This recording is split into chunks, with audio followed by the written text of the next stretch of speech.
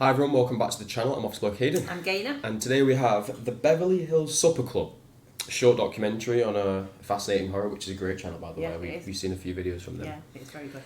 I have no idea what this is about, to be honest with you. I don't either, and I've not looked into it because I've not looked into it.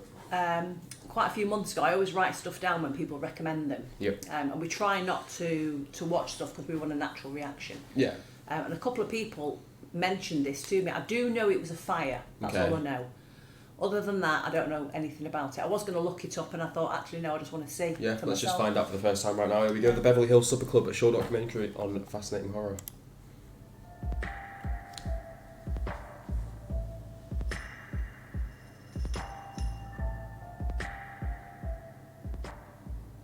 At around 9 p.m. on the 28th of May, 1977, a fire began at the Beverly Hills Supper Club, a sprawling entertainment venue and nightclub just outside Cincinnati. What? I was really expecting it to be in Beverly Hills then. I was going to say, I thought it was going to be in Beverly Hills. I thought it was going to say right outside Los Angeles or something. That's the first thing we've learned. Yeah, exactly. Despite plenty of warning that a fire had started, many of the 3,000 guests within the building that evening were unable to evacuate in time. The blaze ultimately claimed 165 lives, Wow. making it the third deadliest in US history. The Beverly Hills Supper Club was constructed in 1937 and operated as a high-class venue offering dinner, drinks and cabaret entertainment. Entertainers came from as far afield as Las Vegas, Nashville and Hollywood to perform there, and the club was never short of clientele. So popular was it, in fact, that in the early 1970s it began to expand. Several extensions were cobbled onto the original structure, resulting in a sprawling and extensive entertainment complex with multiple stages, dining rooms and event spaces. Though the building itself was made of material classified as non-combustible, it was lushly decorated with wooden panelling, thick carpets and luxurious curtains. The historical building had no sprinkler system nor any smoke detectors, and the ad hoc manner in which extensions had been added meant that some of the larger event spaces had no exits leading directly outside. On Saturday the 28th of May, 1977, the club was filled beyond capacity. John Davidson, a popular singer at the time, was performing in the cabaret room, and excited patrons had filled not only every seat, but the ramps and aisles as well. The room, which had a safety limit of 600 persons, may have held as many as 1,300 that night. Imagine everyone trying to rush out the same one door and then it doesn't even lead to outside. I have to go through another door after that. That's the thing about, like, obviously this is 1977, so obviously now it's a lot more stringent with things, but I don't think you'll remember. Do you remember when we were in Thailand and they had that big nightclub fire? Do you remember it? No. So where we used to go, there was like a main strip and one of the main, I think it was called Tiger or something. A similar thing happened there. It caught fire, and because it rammed everybody in and there was no like exits or stairways to get out, they were just like sitting ducks. It was like horrendous. Elsewhere, patrons were dining at the club's gourmet eateries or attending private gatherings in the building's many suites and event spaces. The total number of guests inside the entire complex was estimated to be around 3,000, twice the number that the club could safely accommodate. The fire began sometime before 9 p.m.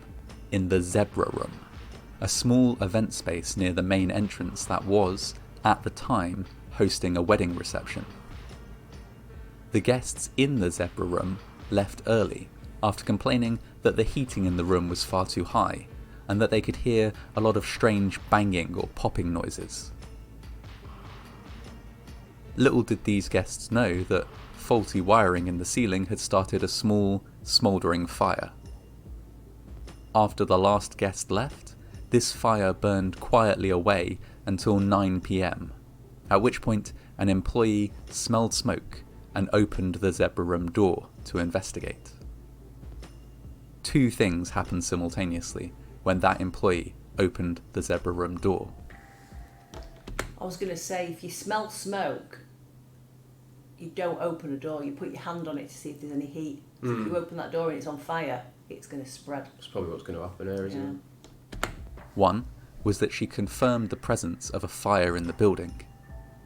This led to the fire department being called and to several employees grabbing fire extinguishers and piling into the room to try and fight the flames.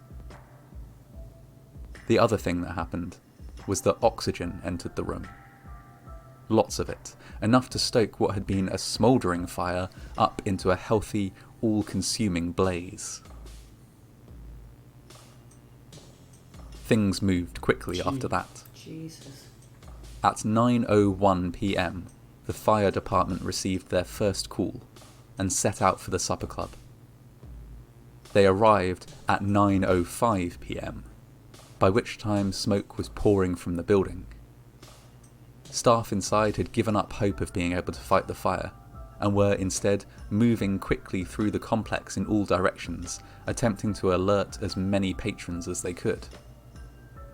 The club, remember, had no alarm system, and so it was down to individual employees to order evacuations from every room, every corridor, every auditorium.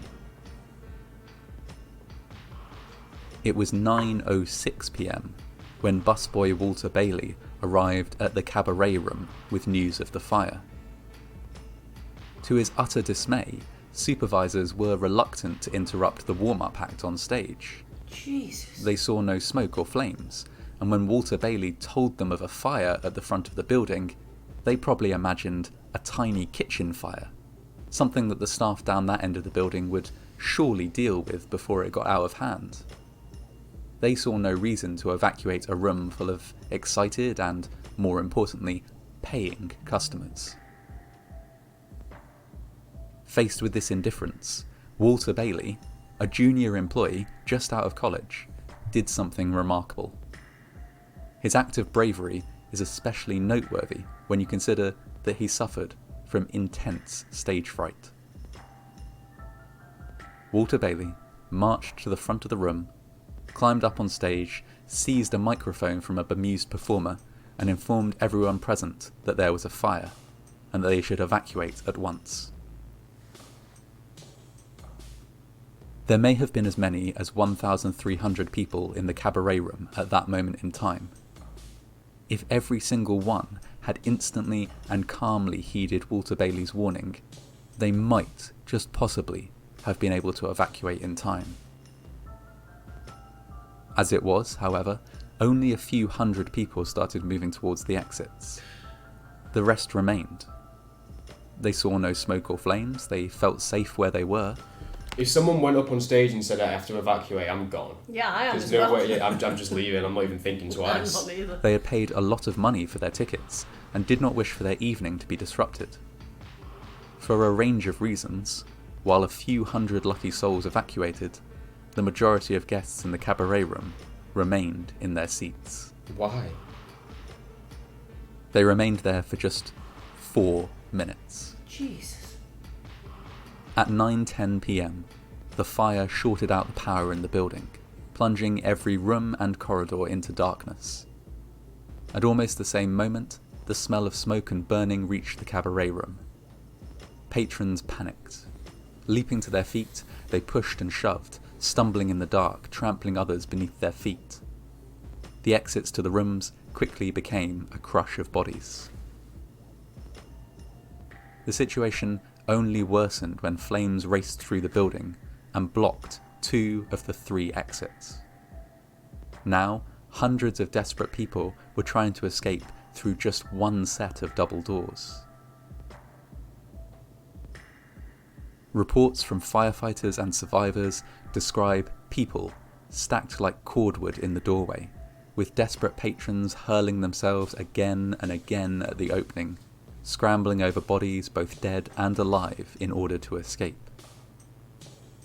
When the door became completely jammed with bodies, employees and rescuers found that no amount of pulling could free them from the crush. They were locked in, trapped.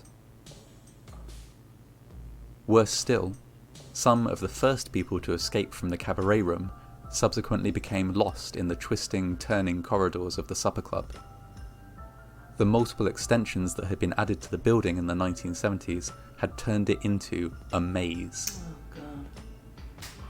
Firefighters from every department in the county battled bravely against the flames, but in many parts of the building were simply forced to retreat by walls of smoke and incredibly high temperatures.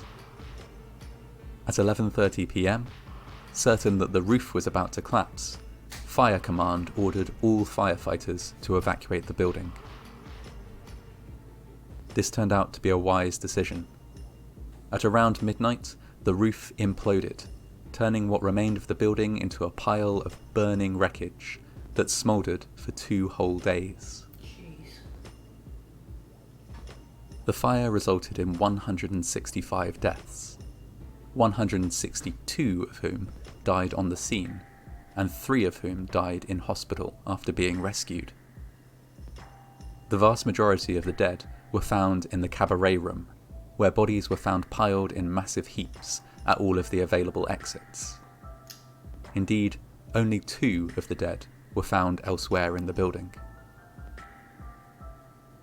As soon as the recovery operation was complete, an investigation was launched. It discovered a range of safety violations, including the absence of an alarm system, no firewalls, a profusion of flammable material in the building, no sprinklers, and no employee training. More than anything else, though, overcrowding was to blame for the disaster. Witnesses gave unsettling testimony about visits to the club in the months before the fire, complaining that the cabaret room was often so crowded with bodies that waitresses couldn't reach patrons in order to serve drinks. In these conditions, a high death count was inevitable. In the aftermath, the 3 top fire officials in Kentucky were suspended, accused of conducting improper fire safety investigations. A number of lawsuits were also launched by the families of victims. These were combined into a single class action lawsuit, which eventually resulted in a $10 million settlement from the General Electric Company, who had made the faulty wiring which caused the fire in the first instance. The site has remained undeveloped since the fire, although in 2020 it was acquired for the development of an entertainment complex.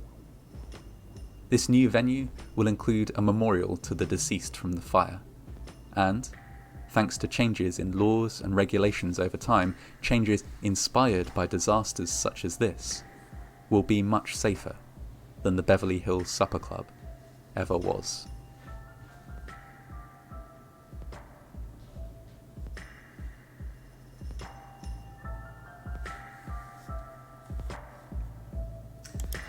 Wow. I know, right? That's Yeah. pretty mental. I was Yeah. going to say, do you reckon they made it again?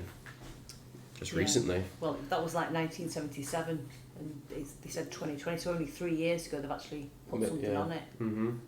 Yeah. Would you go there after it's redeveloped? Because it was probably one of the safest places to go if you think about it because of what happened already. Yeah, so, well, the thing is now it's different. There's places that I used to go to when I was younger, like nightclubs, and I remember thinking the wiring and stuff like that, because they were old buildings and a lot of them were downstairs and stuff like that, and I remember always having that God, if there's a fire in here, I always look where exits are. The first thing I do when I go in somewhere is look for a fire exit.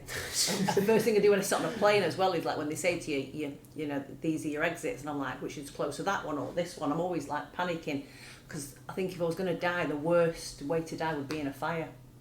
I think that would just proper stress me out. I'd rather go like that rather than you be would, horrendous. Yeah. Very sad. Very But, sad, yeah. You know, those people that didn't leave when they were told to. Yeah, that's true. I think even if they had off, it said the ones that left because of all Because the it was mazes, a maze. they couldn't get out anyway. So Yeah. Anyway, Hopefully you guys enjoyed the video. If you did, make sure you hit the like and subscribe button for us, and we'll catch you in the next one. Cheers. Bye.